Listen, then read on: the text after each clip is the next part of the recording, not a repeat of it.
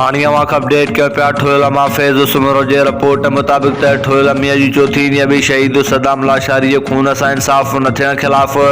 वारसनि मुख़्तलिफ़ तंज़ीमनि ऐं civil society जे माण्हुनि पारां म्यूनिसिपल कमेटी ठोयल खां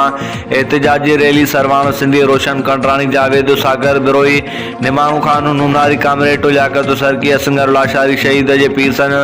वालिद मुगिल लाशारी ॿियनि जी अॻवाणी में हथनि में पिना फ्लैक्स शहीद जा फोटो खणी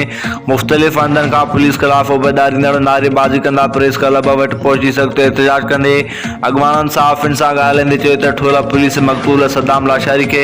गिरफ़्तार करे 3 ॾींहं ठोयल लाकब में रखियो 10 लाख रुश्वत न ॾियण ते